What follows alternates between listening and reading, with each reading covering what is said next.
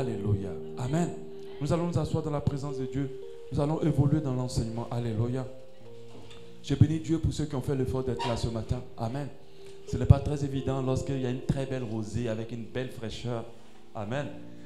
Tôt le matin, surtout que le week-end a été super dense, de se lever et de venir. Amen. Et cela prouve que vous aimez le Seigneur, que vous aimez Dieu et que vous aimez sa présence. Amen. Cela prouve aussi que vous êtes discipliné. Parce que la discipline nous permet de ne pas agir selon la sensibilité juste de nos cœurs, mais d'agir selon les règles et les principes qu'on s'est établis par l'Esprit de Dieu. Alléluia. Amen. Et je crois que tu as bien fait d'être là. Et par la grâce de Dieu, il te donnera ce pourquoi tu es là.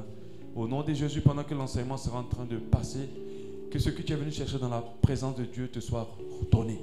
Si c'est une réponse, tu reçois cette réponse. Si c'est une force ou une restauration, si c'est un feu que tu veux dans ton cœur, que cela te soit donné ce matin au nom de Jésus. Et que tu ne retournes point bredouille de ce moment au nom de Jésus-Christ de Nazareth. Amen. J'ai béni Dieu vraiment pour ta présence ce matin. Nous allons continuer sur notre série d'enseignements que nous avons commencé et que nous continuons par la grâce de Dieu terminer pour achever cette année. C'est une série d'enseignements un peu express pour mettre certaines choses en place et prêcher une vérité qui nous aide énormément. Moi, j'ai béni Dieu que vous puissiez l'entendre maintenant, vous. Nous, on n'a pas eu la grâce de l'entendre bien avant et nous avons fait beaucoup d'erreurs. Et aujourd'hui, je crois que nos erreurs nous servent à permettre à ce que vous ne marchez pas dans ces erreurs-là, au nom de Jésus. L'enseignement, c'est le mystère du Père spirituel. C'est une série d'enseignements sur le mystère du Père spirituel. Nous avons commencé, je crois, ça fait peut-être 3 dimanches, je crois, où nous avons enseigné. Et où j'ai pu enseigner par la grâce de Dieu dans ce lieu. Nous avons clairement compris au travers de cet enseignement qu'il est très important d'avoir un Père physique. Déjà, Dieu nous impose des pères physiques. Personne n'est tombé du ciel dans ce monde. Tout le monde est passé par un Père. Même si ce Père-là, tu ne l'as pas connu. Même si ta maman, bon, pas ta mère à toi, mais même si une femme a connu plusieurs hommes et elle ne sait pas de qui elle est tombée enceinte, il y a eu quand même un Père. Alléluia. Ça veut dire qu'il n'y a pas possibilité d'enfantement physique sans un papa. Amen. Mais nous devons comprendre aussi que le monde spirituel est très parallèle au monde physique. Si nous avons un Père dans le physique, sachez aussi que nous avons besoin d'un Père dans le spirituel. Je précise que le Père dans le physique n'est pas seulement établi par Dieu pour nous engendrer. Il a un rôle à jouer dans nos vies. Alléluia. Même si ici, nous avons généralement des pères très démissionnaires dans leur éducation, dans leur engagement avec les enfants, cela n'est pas forcément le cas pour le spirituel. Vous pouvez avoir des pères engagés que Dieu utilise pour votre vie spirituelle. Il est très important d'en avoir. Amen.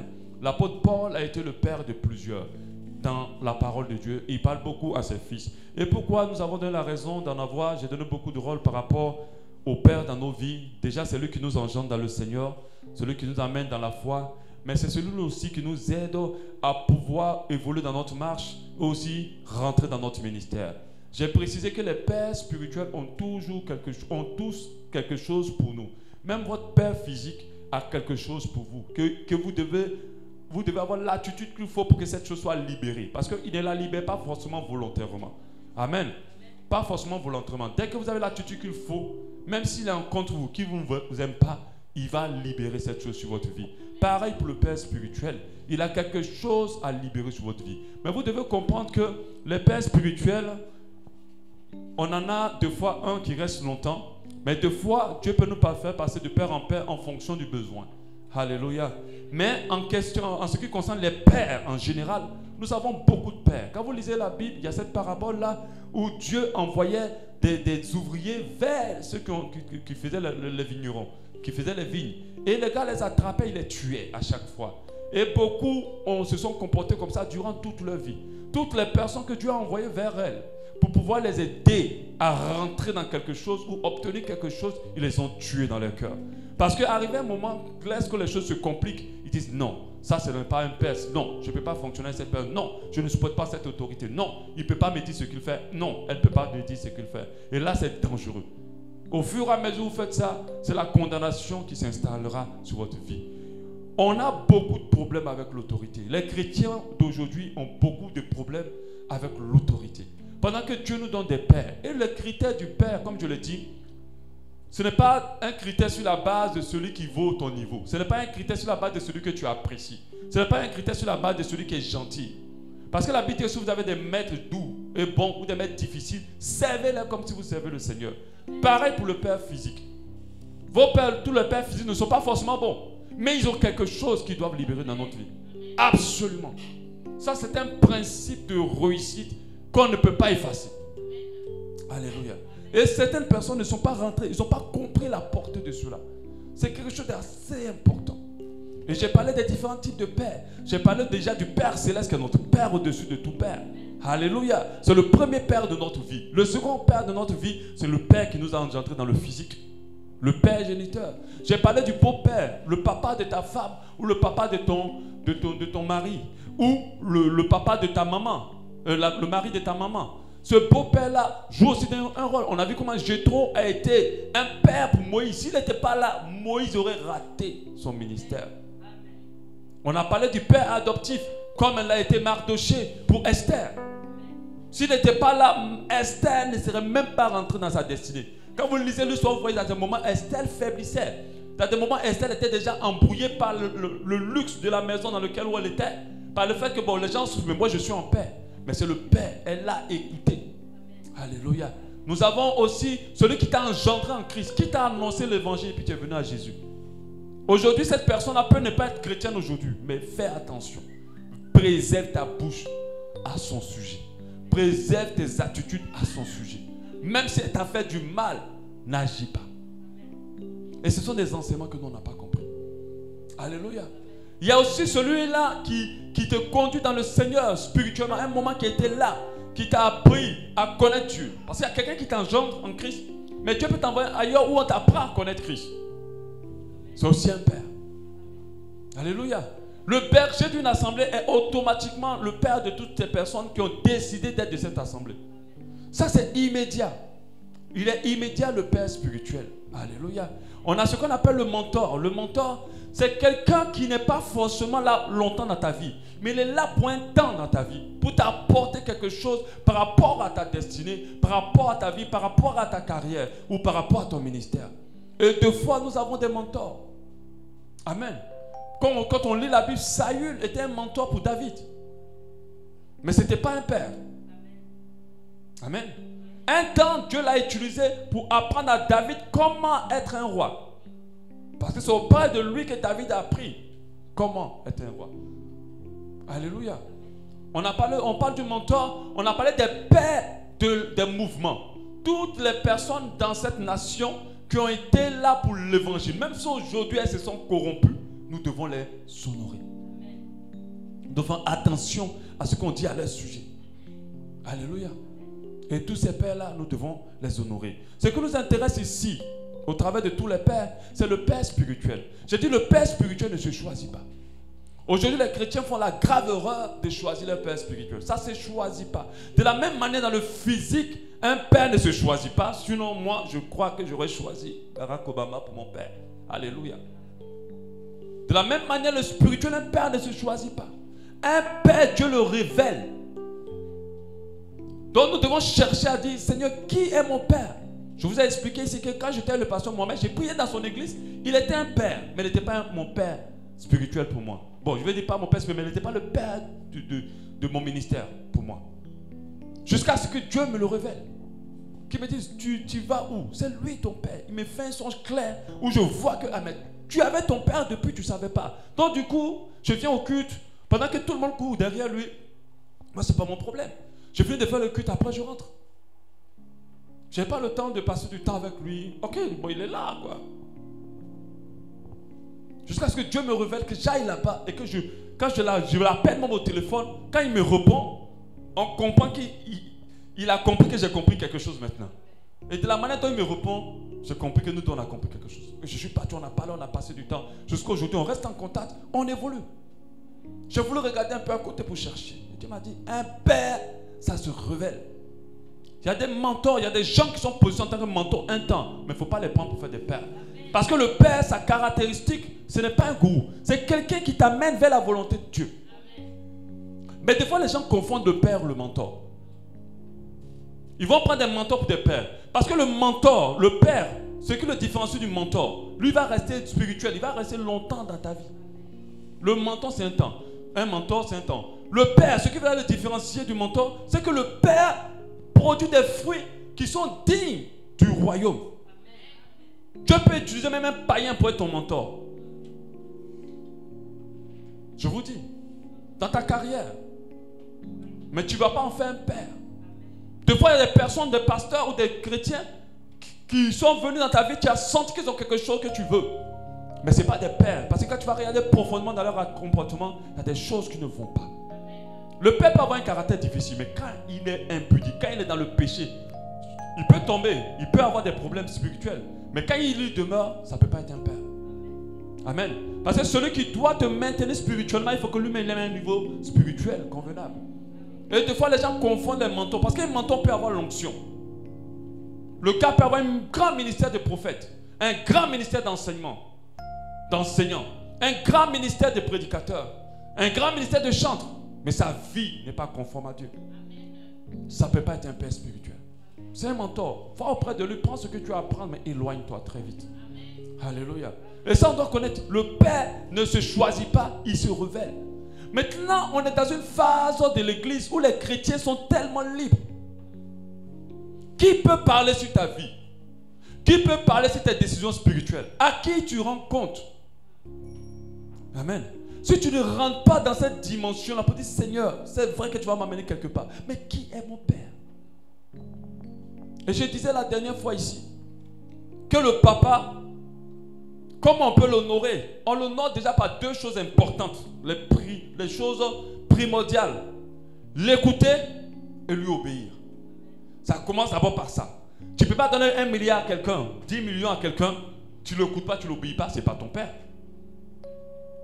L'écouter et lui obéir. Et vous devez comprendre cela, c'est très important. Qu'est-ce qui fait de Dieu notre Père? Quand vous nous dites notre Père qui est aux cieux, mon Père, l'Éternel des armées, quand tu dis comme ça, il faut dans ton esprit, même dans ta manière d'être, tu l'écoutes et tu lui obéis. Parce que si tu n'écoutes pas Dieu, si tu ne lui obéis pas, il n'est pas ton Père. Amen. C'est la même manière pour le Père spirituel. Et avec cette situation-là, on a vu des cas. Moi, j'ai commencé l'église, c'est vrai, il y a à peine 3 ans. Mais j'étais dans le ministère depuis 2005. J'ai vu tout type. Au travers de ma vie, j'ai engendré. L'apôtre Paul pouvait dire, je vous ai engendré en Christ. J'ai engendré plusieurs chrétiens. Au travers de mon ministère, même hier encore quand j'étais à la formation, j'avais une personne qui était à la formation, me dit, je suis là parce que je vous connais depuis des années. Avec le site internet, ça m'a permis d'être aujourd'hui chrétienne et fortifiée. Partout où je voyage, je trouve des gens qui ont été bénis par ce ministère, d'autres qui ont été convertis. Je ne connais même pas le nombre de personnes qui ont accepté Dieu. Même par ma propre vie, en dehors de ce ministère, il y a des gens qui se convertissent. Alléluia. Donc par ce parcours, j'ai compris beaucoup de choses en ce qui concerne l'évolution des chrétiens. Les chrétiens d'aujourd'hui sont trop libres. Trop libres. Des ions libres. On ne peut rien leur dire. D'autres ont fait cette expérience. Quand je leur dis ne fais pas, voilà ce que Dieu me dit de te dire. Voilà l'orientation que Dieu. Ils vont se persister. Mais je vais te dire une chose. Ce n'est pas parce que ton père dit quelque chose qu'il n'a pas raison que Dieu ne va pas tenir compte de cela. Fais attention. Si tu as dit non et qu'il a le droit selon l'autorité que Dieu lui a donnée, si tu essaies, même si tu ne donnes pas un bon conseil, tu vas te casser le visage. Je vous ai toujours dit 1000 fois, Dieu respecte l'ordre. Dieu respecte toute autorité qu'il a mise sur ta vie. Dieu respecte. C'est pour ça qu'il est très important pour toi de laisser toujours un père en paix avec toi. C'est en paix d'une paix que toi tu n'as pas. Voilà. C'est-à-dire que ce n'est pas toi. C'est-à-dire que s'il est mal à l'aise avec toi, ce n'est pas toi qui as créé ça. Amen. Parce que tu as un père au-dessus de lui que tu dois honorer. Mais tant que le père t'oriente dans les choses de Dieu ou t'oriente dans les choses que Dieu n'a pas de problème, alors si tu essaies, tu auras un problème. J'ai dit dimanche passé que même si tu as trouvé ton mari et que ton papa dit, comme celle que je vous ai expliqué, le papa lui a dit, tu ne peux pas le marier parce que tu es marié à un fétiche du village. Donc tu ne marieras personne parce que tu as déjà marié au village avec un fétiche. Mais quand ton papa te dit ça, mais toi-même, en tant que chrétien, Normalement, la soeur, elle a fait comme elle a dit non, c'est pas possible. Donc moi, j'ai le droit de me marier. Elle est partie, elle s'est mariée. Est-ce que son papa avait raison? Non. Mais elle est rentrée dans ce mariage, même un seul enfant, elle n'a pas pu faire. Tous les enfants passaient à la trappe. Jusqu'au jour où elle vient demander pardon à son père. Après peut-être 10 ans. Quand elle finit de demander pardon à son père, elle dit papa, je vais faire la coutume. Le papa dit niet. Quand il dort, c'est ça, Dieu frappe le papa dans un songe. Et le papa appelle pardon. Dieu l'a menacé, si tu ne fais pas le mariage, tu vas mourir. C'est là qu'il appelle la fille pour dire viens, on va faire le mariage. Dès qu'ils ont fait le mariage, l'année qui a suivi, elle est tombée enceinte. Amen. Mais il n'avait pas raison, le papa. Mais c'est ce que les gens ne comprennent pas. Dieu ne saute jamais l'ordre qu'il a établi. Si je suis pasteur avant toi, que toi tu es mon fidèle, c'est Dieu qui a établi. Est-ce que moi j'ai choisi de naître avant toi? Est-ce que j'ai choisi de commencer le ministère avant toi? Je n'ai pas choisi. C'est Dieu qui a placé les choses. Amen. Si ton papa est ton papa, c'est Dieu qui a choisi. Il pouvait te faire naître et puis c'est toi qui vas accoucher ton papa. Mais c'est lui qui a mis cet ordre. Il ne saute pas. Dieu n'est pas un Dieu du désordre. Et c'est ce que toi dois comprendre. Tu vas aller loin. Soumets-toi à toute autorité que Dieu a mise sur ta vie. Honore-les. Permets à ce que ces autorités-là soient en paix avec toi. Pas parce que tu es selon qui convient à Dieu. Maintenant, s'ils ont des problèmes avec toi, parce que tu es jalouse, qu'ils veulent te créer de ça, ce n'est pas ton problème. Ça, particulièrement, tu n'as rien à faire. Toi, tu les honores comme il convient à Dieu. Alléluia. Et il faut les honorer. Aujourd'hui, nous allons voir, parce que je veux voir tout ce qui est lié à ce message. Il y a plusieurs choses encore à voir. Pour le moment, on est en train d'avancer. Aujourd'hui, nous allons voir les 4 types de fils. Alléluia. 4 types de fils. Le mystère du Père spirituel, nous allons voir les 4 types de fils. Ce que le Seigneur me donnait par l'esprit, quand je pensais à qu'est-ce que je vais faire, il m'a dit 4 types de fils. Et il m'a ramené vers la parabole du semeur. Luc 8, 5. 5 à 8. Un semeur sortit pour semer sa semence. Comme il semait, une partie de la terre tomba le long du chemin. Elle fut foulée aux pieds et les oiseaux du ciel la mangèrent. Une autre partie tomba sur le roc. Quand elle fut levée, elle sécha parce qu'elle n'avait point d'humidité. Une autre partie tomba au milieu des épines et les épines crurent et avec elle l'étouffèrent. Et une autre partie tomba dans la bonne terre. Quand elle fut levée, elle donna du fruit au centuple. Amen. Dieu me donnait ces 4 types parce que dimanche prochain, certainement, s'il plaît à Dieu, nous allons parler encore de d'autres types. Moi, je vais parler des 4 types que Dieu m'a dit. Mais dans la Bible même, on parle de... Dieu nomme des types de fils aussi, qu'on va en parler dimanche prochain. Alléluia. Amen. Quelqu'un pouvait me dire, comme je l'ai dit la dernière fois, on donne des enseignements sur les fils, comment ils doivent se comporter envers les pères, et les pères eux-mêmes qui font beaucoup de désordre. Alléluia. Moi je vous dis, ne vous occupez pas. C'est Dieu qui s'occupe d'eux. La meilleure manière de fonctionner à une autorité, c'est de ne pas, toi, te positionner en tant que quelqu'un qui va redresser sa vie. Ça, c'est du désordre.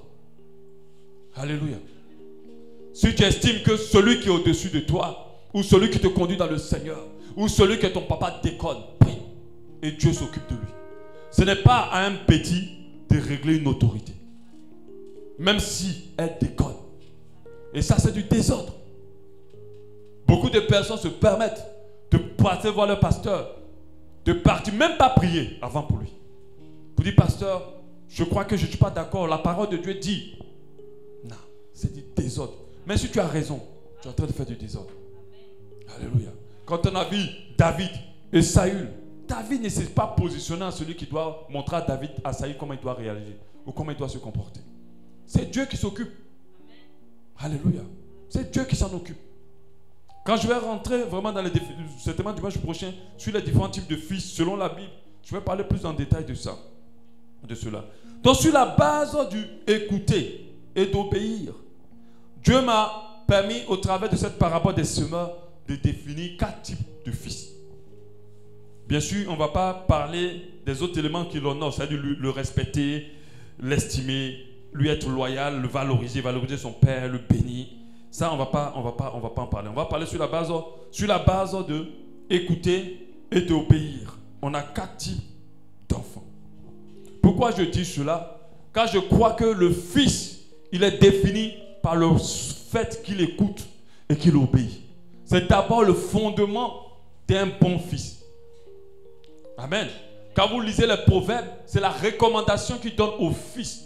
Il dit, écoute les instructions de ton père. Obéis à ces instructions-là et tu seras béni. Alléluia. Obéis, tu seras béni. C'est la recommandation qu'il donne. Donc sur la base de cela, il y a 4 types. Il y a 4 types. Et comme je le disais tout à l'heure, par mon expérience dans le ministère, le peu d'expérience, j'ai très vite appris à détecter très rapidement des fils. Très vite, des bons fils. Mais cet enseignement-là ne vient pas pour condamner quelqu'un.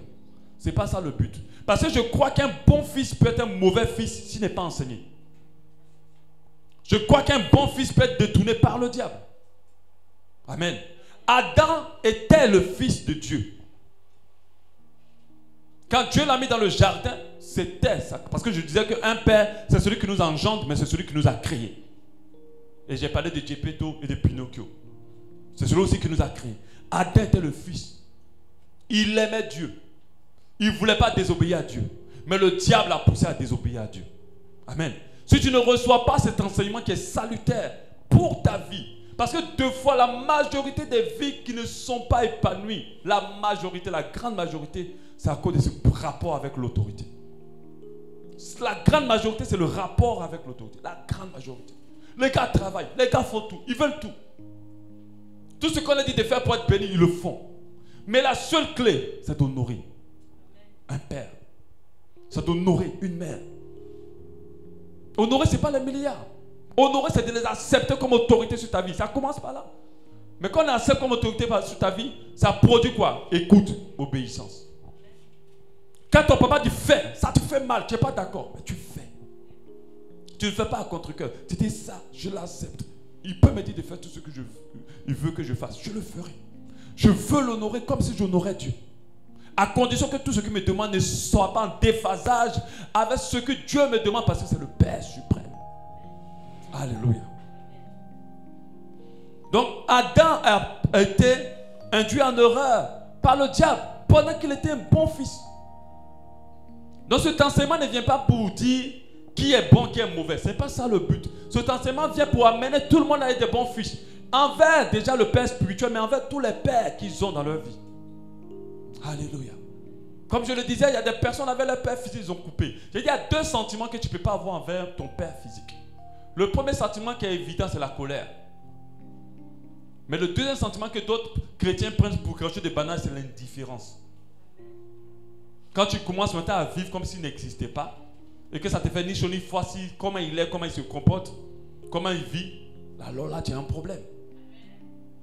Tu as un problème.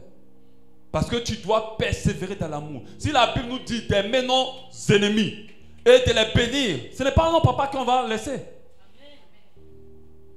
Si ceux qui veulent te tuer, Dieu dit de les aimer et de les bénir. Ce n'est pas ton papa que tu vas rayer de ta vie. D'autres pensent que l'indifférence, c'est normal. Ah, j'ai tout fait. Rien ne s'est passé, donc je laisse tomber. Je vis ma vie. Ah non. Dieu l'a choisi. Il a quelque chose. De la manière Jacob s'est battu avec l'ange de Dieu jusqu'à il libère sa bénédiction. Tu ne peux pas laisser. Tu dois te battre. Ça veut dire que, mais pas battre avec les hommes. Avec l'amour, tu dois l'aimer. Tu l'envoies un SMS tous les jours. Papa, je t'aime. L'amour est plus puissant. Tous les jours, tu envoies un SMS. Papa, comment tu vas? Tu as mangé? Oh, quitte là-bas. Qui t'a dit que je suis ton papa? Va te battre à ta maman qui t'a mis au bois. C'est pas grave, papa. Je te rappelle demain. Alléluia. Il va devenir dingue. Parce qu'il faut qu'il libère. Dieu a mis quelque chose en lui. Tu ne peux pas le laisser avec ça. Tu ne peux pas. Tu ne peux pas le laisser mourir avec ça. Il faut qu'il libère. Mais d'autres n'ont pas compris. Ils se disent, non, il était là juste pour me mettre au monde. C'est celui qui m'a engendré. Ce n'est pas mon papa. Oh, c'est la définition. Alléluia. Revenons un peu sur le fameux verset. Matthieu 23, 9. N'appelez personne sur la terre votre Père, car un seul est votre Père, et celui qui est dans les cieux. Et j'avais expliqué que la Bible dit clairement, il y a certains chrétiens qui définissent cela, pour dire, ceux qui appellent daddy, papa, mon papa spirituel, tout cela sont dans l'erreur. Parce qu'il y a une parole de la Bible qui dit n'appelez personne papa. Donc, normalement, on doit appeler personne papa. Mais j'ai pris une première raison pour démontrer que ce n'est pas ce que ça voulait dire. La première raison, c'est que Paul, même l'apôtre Paul, même se positionne en tant que père. Et il dit que je suis votre père. C'est moi qui vous ai engendré. Donc, dans ce cas, est-ce qu'on dirait que Paul était dans l'erreur? Non, il n'était pas dans l'erreur. Et puis, en plus de ça, j'avais dit qu'on ne peut pas appeler les gens papa sur la définition du fait qu'il y a des gens qui veulent prendre la place de Dieu dans nos vies. Et c'est là qu'il y a les problèmes. S'ils veulent prendre la place de Dieu dans nos vies, parce qu'il y a des gens qui ont un peu comme droit de vie ou de mort sur les vies spirituelles des autres. C'est-à-dire, au lieu qu'ils existent pour servir les autres, comme être tout père spirituel, parce que le papa, son rôle, c'est quoi? Moi, quand ma fille est petite, je vais lui couper la nourriture, je vais lui mettre dans la bouche, je vais la laver, je vais l'habiller. Ce n'est pas elle qui me sert là. Amen. Quand je vais travailler, c'est pour elle. Amen. Et d'autres n'ont pas compris. Ils ont pris les fils pour en faire une brigade de serviteurs autour d'eux. Et ça, je dis, c'est ça qui fait qu'il ne faut pas appeler quelqu'un papa. Mais une autre chose, une autre raison pour laquelle qui me permet de revenir dessus, c'est le fait qu'aucune personne ne peut être un papa complet. Est-ce que vous comprenez ce que je veux dire? Nous tous les pères t'apporteront quelque chose. Mais aucun père ne peut te donner tout. Donc faites très attention, même d'avoir rapport de père spirituel. Il ne faut pas les mettre à un niveau où vous avez l'impression qu'il prend la place de Dieu. Seul le Père qui est dans les cieux, qui est le tout en un. Alléluia. Comme le passage que j'avais lu, Christ est tout et en tout. C'est un verset de la Bible. Christ est tout et en tout. Amen. C'est Dieu seul qui mérite d'être appelé Père, parce qu'il peut jouer tous les rôles pleinement du Père dans nos vies. Aucune personne ne peut jouer ce rôle-là pleinement. Mais j'ai expliqué que nous, en tant que pasteurs, nous jouons des rôles de père spirituel. Mais pas que. Un pasteur ne joue pas que un rôle spirituel.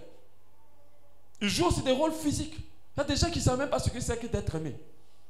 Mais en tant que père, on donne de l'amour. Et j'ai précisé que le rapport entre père et fils, ce n'est pas un rapport d'intérêt. C'est d'abord un rapport d'amour. Alléluia. C'est d'abord un rapport d'amour. En tant que pasteur, nous devons aimer toutes les âmes. Et tout ce que nous faisons, c'est par amour. Si tu viens que tu m'expliques ta situation, que tu ne fais pas ça, ce n'est pas parce que je veux dominer sur toi. C'est parce que je sais que si tu le fais, tu vas te tromper. Et pour ne pas que tu te trompes, tu souffres, je te donne cette recommandation. Alléluia. On va essayer d'évoluer par rapport aux 4 types de fils. Donc comme je le dis, sur la base de l'écoute et de l'obéissance, on a d'abord 4 types de fils. On va passer avec le premier fils. Donc, quand on lit la parabole, le semeur est comme le père. Alléluia. En tant que père, moi j'ai 4 filles. Tous les jours, je sème dans leur vie d'une manière ou d'une autre. Par les paroles, par des comportements, par des recommandations. Amen. Mais comment elles vont réagir par rapport à ce que je dis va me permettre de savoir, définir les types de filles ou de fils que j'ai. Amen. Ça va me permettre de savoir quel type de fils j'ai.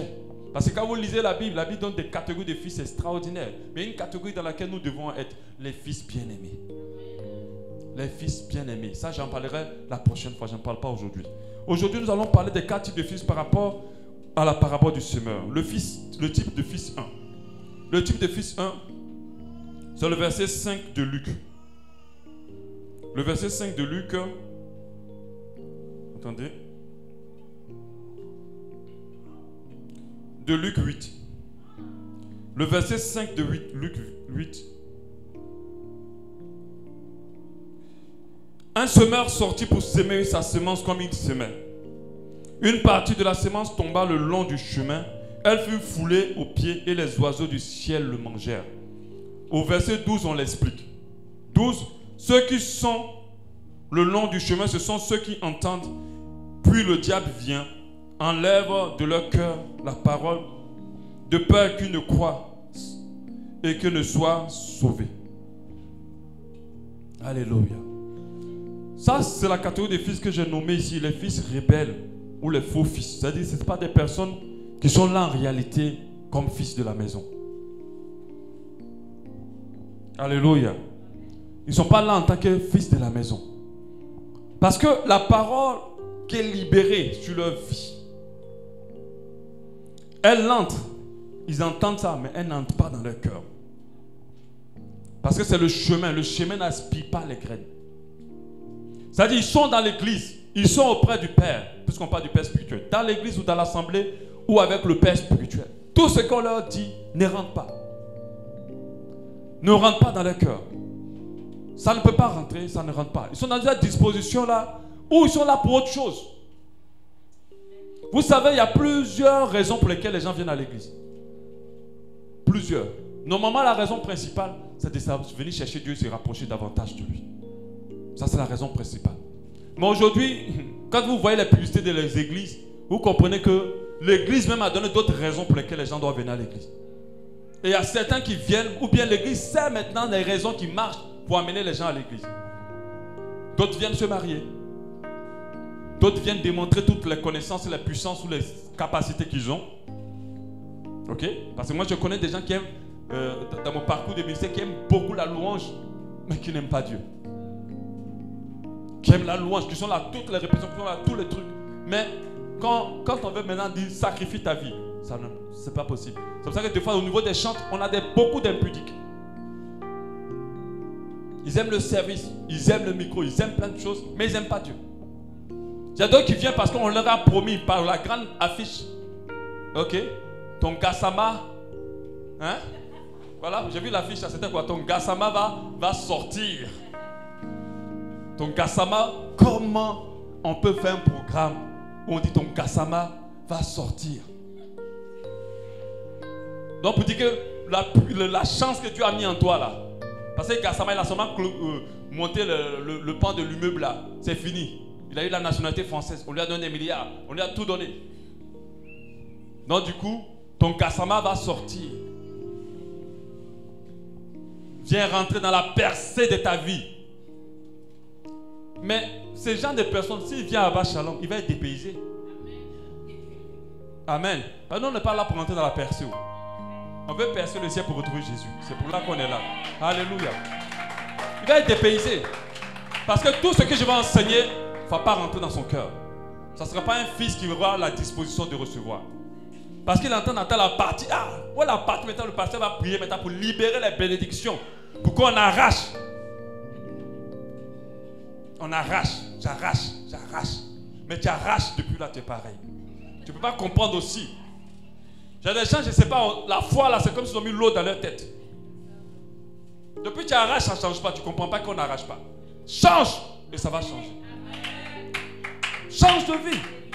La grâce de Dieu se déploie là où la vie a changé. C'est ce que d'autres ne comprennent pas. Alléluia. Donc, sur la base sur laquelle les gens viennent à l'église, on a la qualification. La première qualification, on ne vient pas chercher Dieu. Donc, en tant que père, tu vas beau parler à ces personnes-là, ça ne rentre pas. Tout ce que tu dis là, ce n'est pas ça qui les intéresse. Parce qu'ils ne sont pas occupés ou préoccupés à connaître Dieu. Ta parole ne les intéresse pas. La parole de Dieu dit en Jean 20, 27, « Mes brebis entendent ma voix, je les connais et elles me suivent. » Est-ce que quand on parle d'entendre, c'est entendre seulement Dieu parler? Ce n'est pas ça. C'est le fait de reconnaître. Et on dit aussi qu'elle me reconnaît. Si quelqu'un est ton père spirituel, quand le premier jour que tu es venu, tu l'as entendu prêcher, tu vas sentir que quelque chose s'est passé. Tu vas sentir que quand il a parlé à ton âme. Parce que tu as reconnu que la voix là était familière. Elle est familière aux besoins de ton âme. Amen. Donc à cause du fait que beaucoup viennent pour plusieurs raisons, ils ne sont pas dans la disposition de recevoir. Ce sont des fils rebelles. Des fils qui n'accepteront jamais le Père spirituel comme étant leur Père. Qui n'accepteront jamais que le Père s'aime en eux.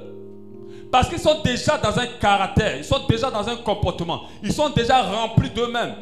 Donc du coup, on ne peut rien mettre. Dès que tu veux changer, vous savez que je l'ai dit la dernière fois, il dit, à quel moment on commence à sentir un changement lorsqu'il y a affront, lorsqu'il y a contradiction par rapport à ce qu'on est. Soit c'est un changement positif, soit c'est un changement négatif. Mais il faut te rassurer, si la personne parle de Dieu, alors suis. Amen. C'est là. Le changement se passe lorsqu'il commence à avoir opposition dans ton cœur. Mais s'il n'y a pas opposition dans ton cœur, il n'y a pas de changement. Amen. Donc, des fois, il y a des choses qui vont être dites par le Père, qui vont commencer à bousculer ton esprit, mais c'est pour te changer. Ce sont des personnes que l'ennemi, par la colère, par la susceptibilité, par la rébellion, sans effort, arrive à retirer la parole de Dieu dans leur cœur. Sans effort. Parce qu'ils sont dans une disposition, ils ne peuvent pas recevoir. Tout ce qui rentre n'a même pas le temps de se poser dans leur cœur que c'est ôté. Parce qu'ils savent déjà ce qu'ils doivent savoir. Ils sont venus pour autre chose et c'est ce qui les intéresse. Ce sont des personnes remplies de contradictions. Ils sont remplis de contradictions envers le Père. Ils s'asseyent comme ça, mais pourquoi il prêche comme ça? Lui-même, pourquoi il prêche comme ça? Moi, je peux même bien prêcher que ça. Oh, pourquoi il va encore chanter aujourd'hui là? Lui aussi, il aime trop chanter. Ça, je sais qu'il y a d'autres qui l'ont dit fatigant. Je m'en fous. Je vais faire même 1 heure de chant demain. C'est ton problème. C'est pas le pasteur Ivan Castano. Vous là même vous allez sortir. Lui, il fait 2 heures de chant avant de prêcher. Et il s'en fout. Amen. Oh, pourquoi il aime chanter? Oh, pourquoi il s'habille comme ça? Le pasteur même aime toujours réorganiser. Oh, c'est tout qu'à tout. Hein? Ça, c'est pas le bon fils. C'est pas le bon fils. Déjà, tu n'ouvres pas ton cœur pour recevoir. Et puis, c'est toi maintenant qui veux donner.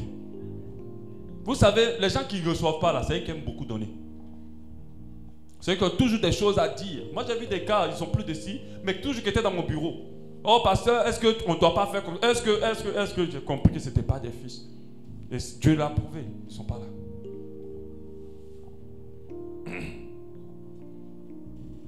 Donc, ces brebis-là ne reconnaissent pas leur père. Et ne donneront pas le droit à ce père-là de s'aimer en eux, de leur parler, d'intégrer leur vie en eux, de pouvoir les conduire, de les conseiller.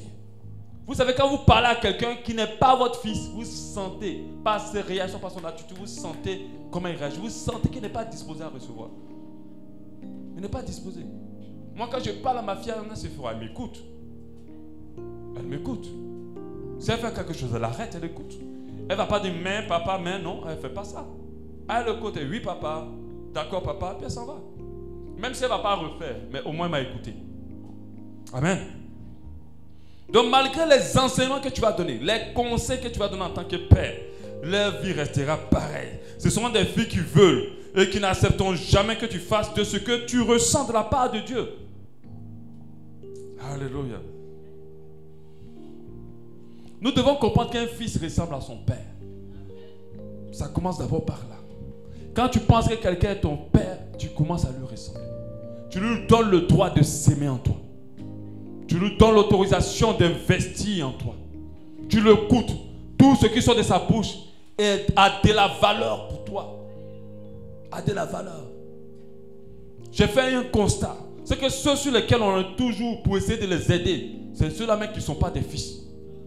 Mais il y a des gens qui sont là, qui t'attendent, même quand tu leur dis bonjour, oh, la journée est embellie.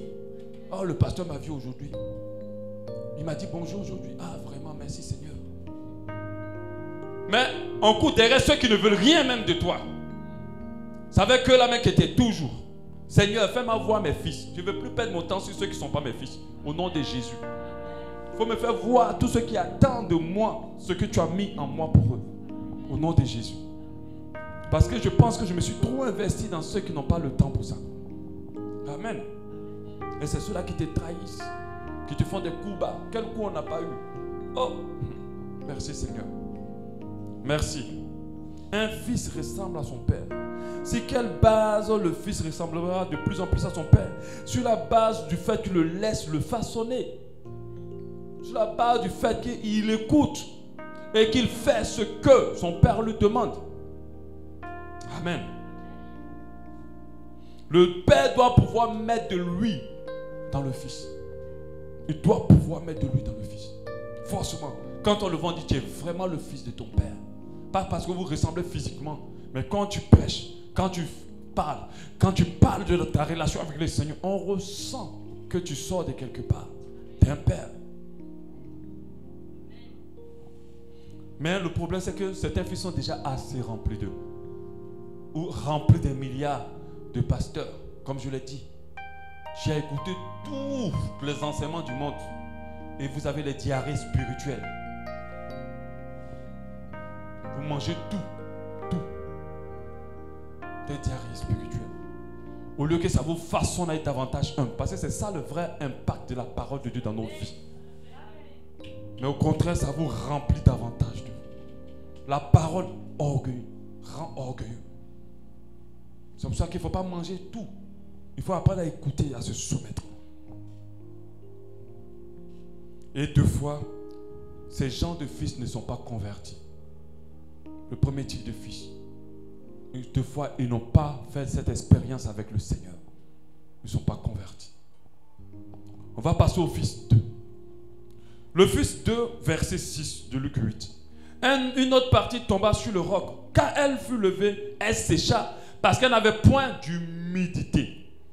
Au 13, on dit, ceux qui sont sur le roc, ce sont ceux qui, lorsqu'ils entendent la parole, la reçoivent avec joie. Mais ils n'ont point de racines et ils croient pour un temps et ils succombent au moment de la tentation. Ces gens de fils, je les ai appelés des bébés spirituels ou les fils immatures. Le premier type de fils, généralement, on ne fait pas grand-chose.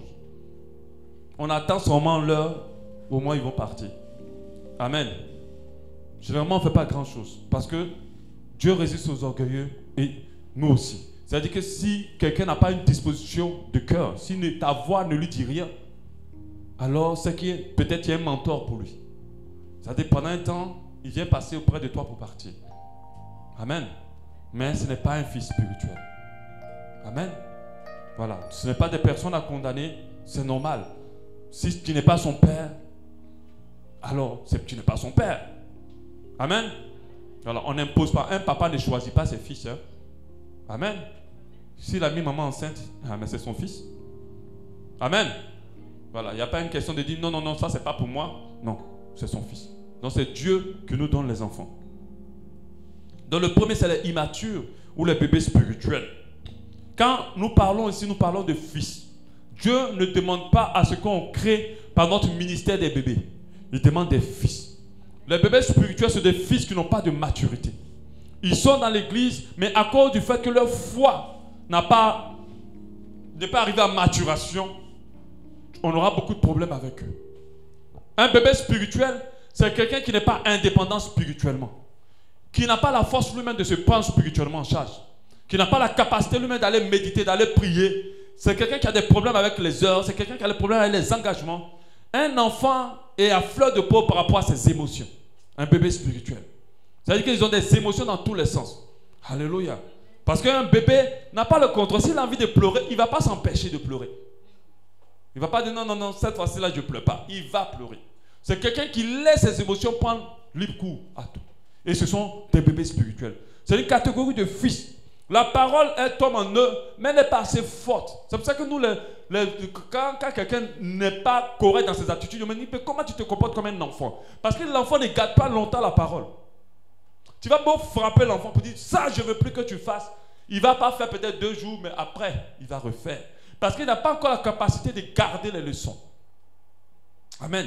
Et ça, c'est le bébé spirituel. Et il y en a dans l'église. Des gens qui ne sont pas matures.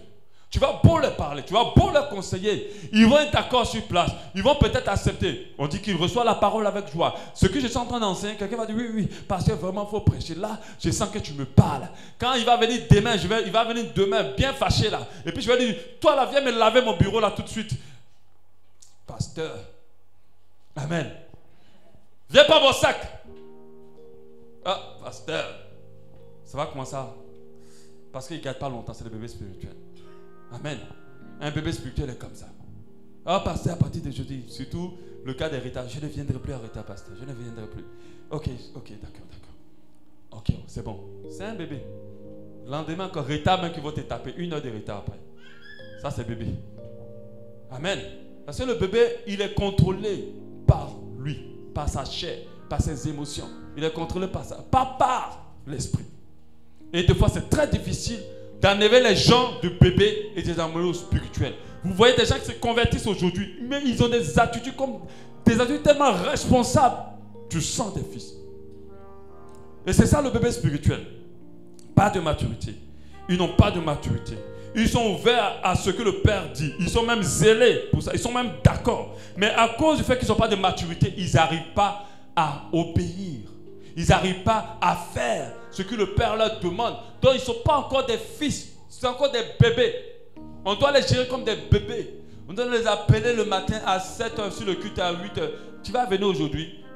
Oui, pasteur, je serai là. Tu t'es déjà réveillé. Tu t'es brossé déjà. Oui, oui, pasteur. Tu es d'ailleurs dans le taxi. Mais pourquoi tu n'es pas encore arrivé? Ça, c'est les bébés spirituels. Pourquoi tu n'étais pas là aujourd'hui? Ça, c'est les bébés spirituels. Parce qu'il y a un fils, on ne lui dit pas ça. Alléluia. On est obligé de les surveiller, de mettre des caméras sur eux. Parce que si tu les laisses 2 minutes, la gaffe qu'ils vont te faire, toi, tu vas dire waouh.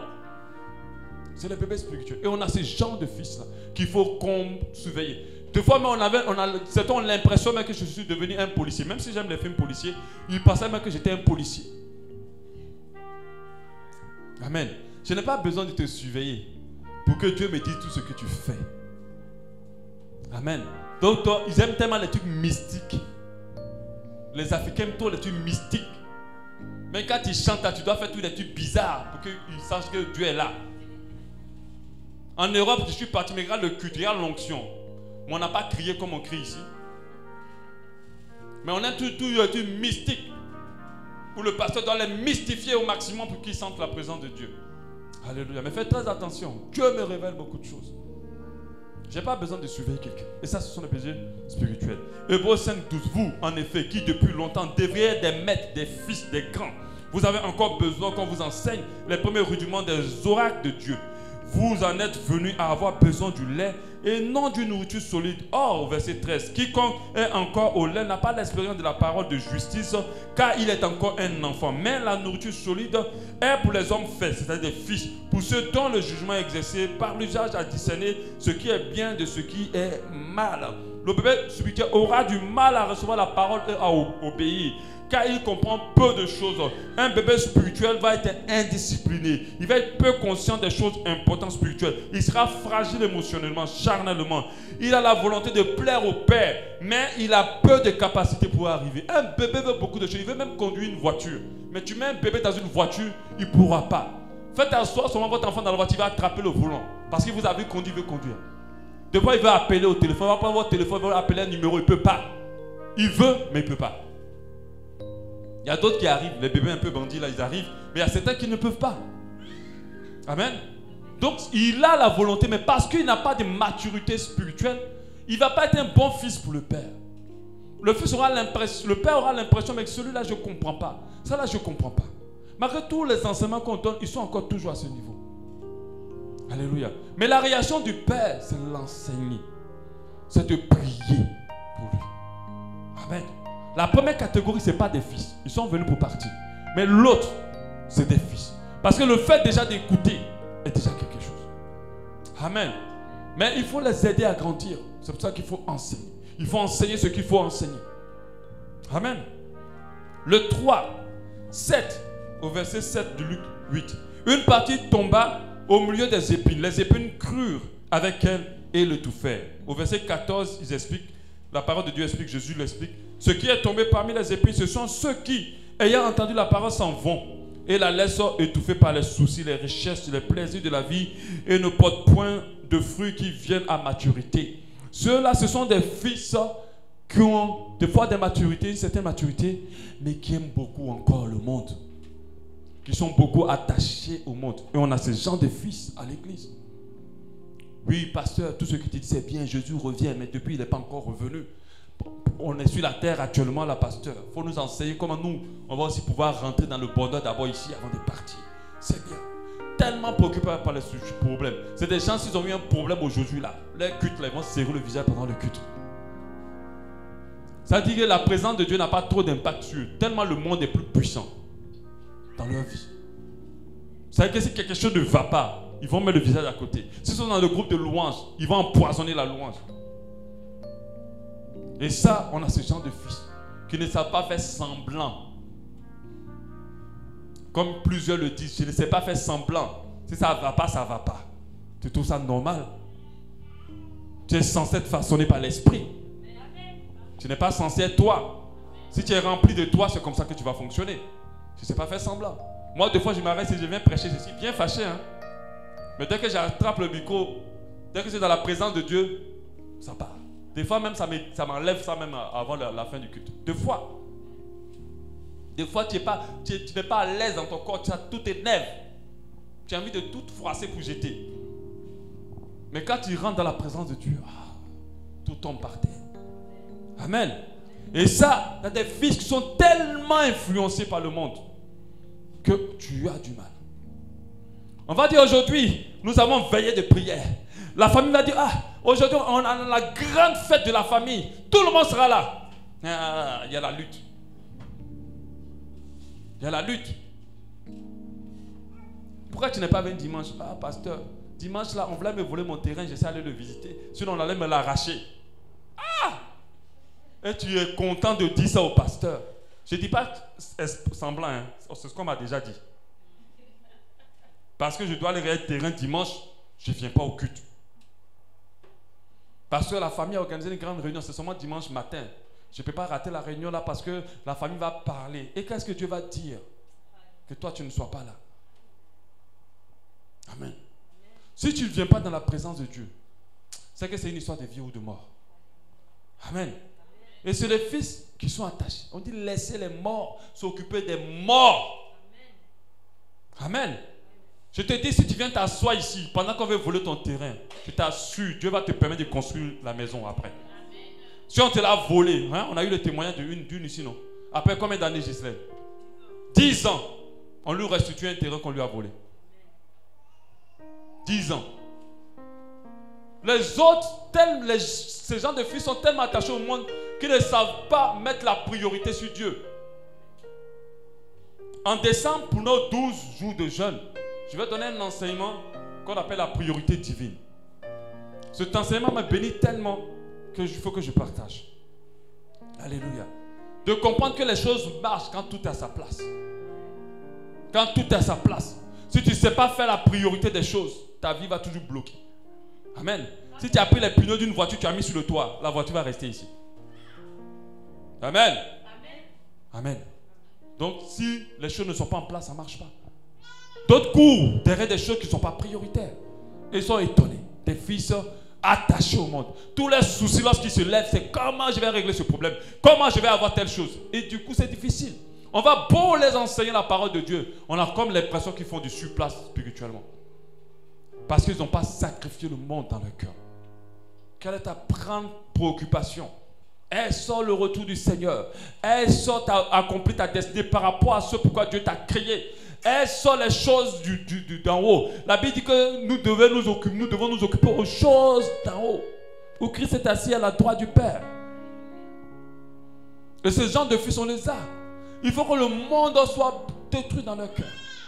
Il faut les enseigner, il faut prier pour eux. On a ce genre de fils-là. Ils sont à un point que les dons spirituels ne se manifestent pas en eux. Pour certains d'entre eux.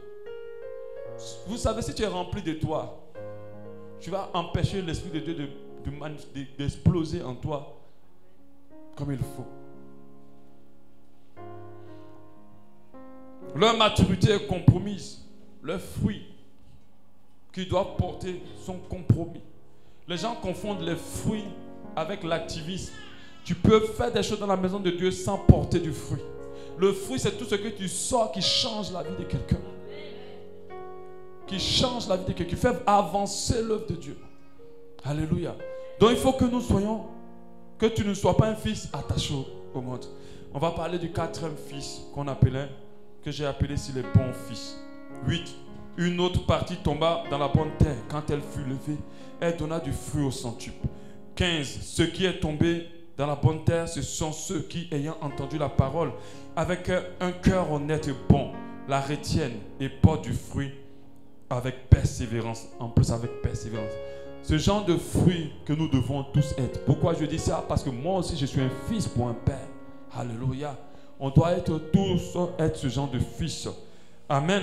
Un fils qui écoute les instructions. Un fils qui écoute les paroles et qui obéit du Père. Je me rappelle, l'année passée, 2017, je devais voyager. Et j'avais prévu voyager pendant 1 mois. Et le pasteur, vraiment, je voulais voyager pendant 1 mois. Le pasteur moi-même m'a dit non, 1 mois c'est trop. Change, fais au moins 2 semaines ou même moins. J'ai écouté. Oh, j'avais des raisons de vouloir faire un mois. Je n'ai pas cherché à comprendre pourquoi il me dit ça. Tout ce que je savais seulement, c'est un père qui me parle. J'écoute et je fais. Et j'ai eu très raison d'avoir voyagé 2 semaines. Parce que les 2 semaines que j'étais parti, là, c'était chaud ici. J'imaginais s'il y avait bloqué 1 mois. Amen. Et c'est Dieu qui fait les choses. Il faut écouter. S'il me dit non, je ne pense pas que tu dois faire telle chose. Si j'estime qu'il y a peut-être une raison pour laquelle je lui explique, ah, mais en fait, je voulais faire à cause de. Mais je sais dans mon esprit que c'est lui qui a le veto. Amen.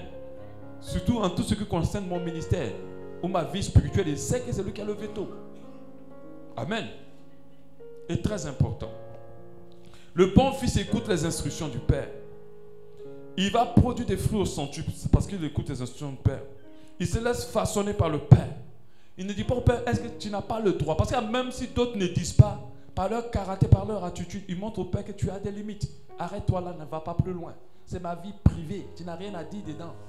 Je te dis, même celui que tu vas marier, le Père spirituel a quelque chose à dire. Amen. Même si ce sont les pères géniteurs qui ont le veto, mais le Père spirituel a quelque chose à dire. Il peut te dire non, reste calme, ou te dire non, ne fais pas, ne va pas. Laisse tomber, quitte cette relation. Écoute, accomplis. Même s'il est en train de donner un conseil qui n'est pas bon, si tu restes spirituel et qu'il est spirituel, tu vas voir que Dieu va ramener les choses. Amen.